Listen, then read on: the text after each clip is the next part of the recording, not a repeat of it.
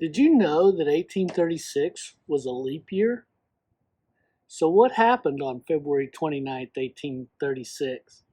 Well, we know that Santa Anna's army had surrounded the Alamo and had continually bombarded the 150 defenders since Travis had famously answered the demand to surrender with a cannon shot.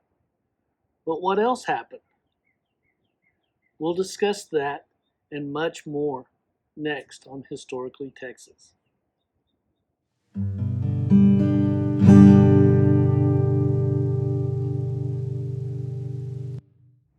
February 29th, 1836.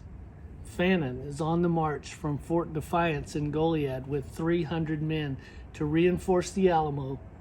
Although the exact number is disputed, I read a letter from John S. Brooks, who was Fannin's aide-de-camp, that said there were 450 men.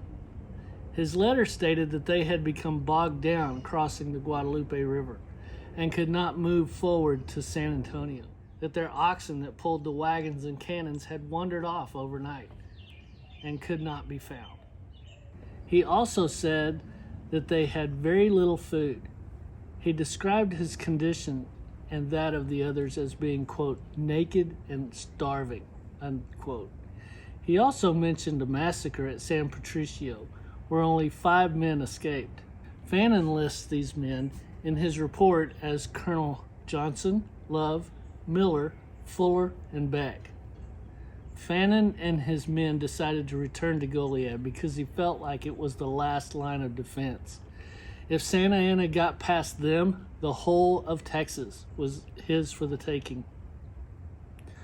Also on the 29th and into the morning of the 1st, reinforcements from Gonzales arrived around 3 a.m. at the Alamo. Those men, today dubbed as the Immortal 32, would be the only help that Travis, Bowie, Crockett, and their men would receive. On the other side of the Plaza de Armas in San Antonio, with his blood-red flag of no quarter flying over the San Fernando Church, Santa Anna's army had grown to more than 3,000. He would dispatch a small regiment of about 500 to 1,000 to intercept Fannin's small band on the Gonzales Road, to keep them from bolstering the small group of defenders held up inside the walls of the Alamo. In his newspaper of February 1836, Texas patriot and Williamson County namesake Robert M. Williamson, aka Three-Legged Willie, which is a story all unto itself, wrote this, quote, "Fellow citizens of Texas, if there is one in the land that will go forward for his country's cause, now is that acceptable moment. Now let him forward, for every man is a host. Let us rally to their aid. Let us defend our frontier. Let us save our women and children, secured from the rhapsody of Mexican soldiery. Texans only, arouse," unquote. This cry and many others would inspire the men gathered in a small, unfinished house with no windows in the freezing cold at a small town called Washington on the Brazos River, to begin the founding of a new nation, a Texas nation. So 188 years ago today, on March 2nd, 1836, these 59 Texans pledged to each other their lives, their fortunes, and their sacred honor, and signed their names to the Unanimous Declaration of Independence.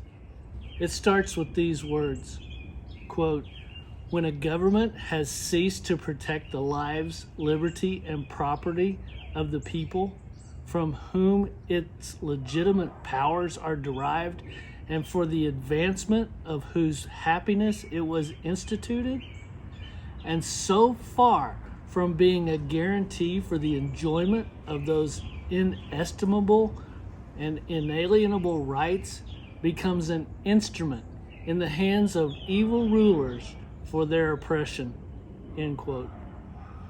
Very similar sounding words from 1776 America, don't you think? It would conclude with this, quote, "We therefore the delegates with plenary powers of the people of Texas in solemn convention assembled, appealing to a candid world for the necessities of our condition, do hereby resolve and declare that our political connection with the Mexican nation has forever ended, and that the people of Texas do now constitute a free, sovereign, and independent republic, and are fully invested with all the rights and attributes which properly belong to independent nations.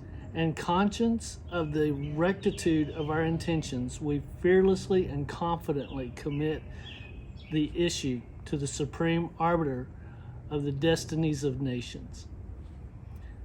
These 59 men appealed to God for their destinies and the destiny of the people and their nation. So as we remember how these brave men from all over the world came together at such a time as this, seeking to live free and prosperous and happy lives, let us not forget one of the most important parts of their declaration. Quote, that unless a people are educated and enlightened, it is idle to expect a continuance of civil liberty or the capacity to self-government. Our goal here at Historically Texas is and always will be to try and fill that gap so that people are educated and enlightened, so that we can continue to self-govern and live free and independent lives. Our first and most important right is that of self-preservation, and we cannot do that unless we are educated about our founding and our rights that are given to us not by the government, but by our Creator. We should only be dependent on God because, as the writers of the Declaration put it, He is the supreme arbiter of the destinies of nations. Happy Texas Independence Day. Thanks for watching. Don't forget to like and subscribe. And remember, God and liberty. God bless Texas, y'all.